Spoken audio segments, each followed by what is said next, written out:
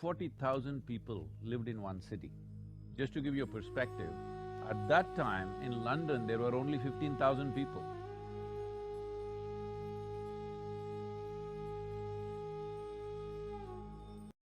As exploring spiritual America. So, there were many aspects to this. One important thing is we wanted to visit all those sites and Native American nations.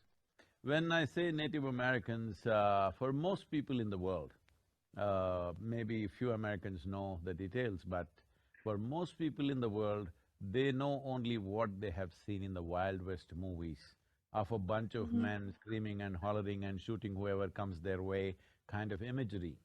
But there used to be over 500 nations, Native American nations in North America.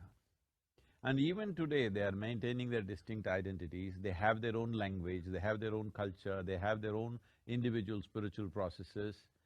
So, I thought this must come forth because about 18 years ago, I had a very profound and very painful experience with one of the Native American spirits. I was just walking in the forest and I saw, a kind of a frozen being.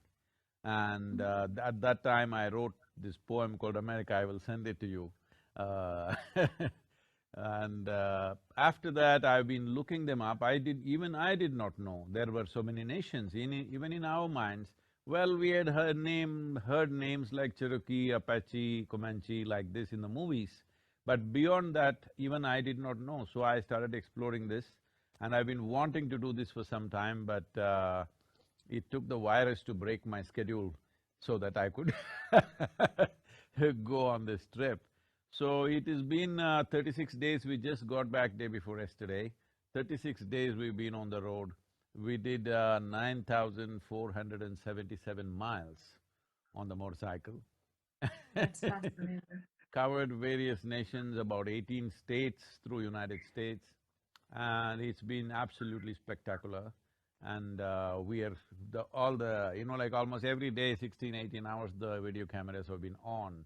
So to assimilate all this and to put this out, it may take 2 to 3 months for us. But the important thing is for people to know that these were well-evolved cultures. There are places like Cahokia where 1,000 years ago, 40,000 people lived in one city. Just to give you a perspective, at that time in London there were only 15,000 people. There were 40,000 people. 40,000 people living in a city means there is an organization, there is an administration, there is a whole process. Otherwise you cannot… so many people cannot live in one place.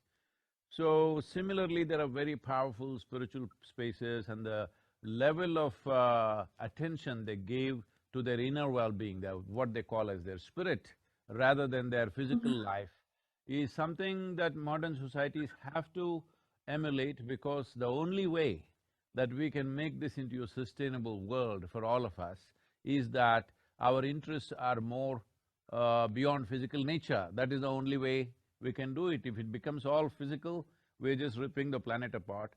And also coming to that aspect, see, right now, for most people, educated people at least, ecology means it's a textbook, it's an abstract science somewhere. These are the people for whom ecology lived in their hearts. This is what needs to happen for this generation and the next generation.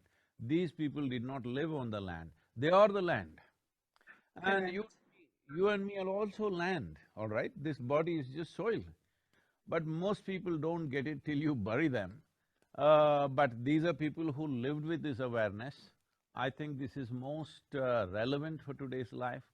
So in many ways, we are trying to put out what the different nations or the different tribes, believed in and how they lived.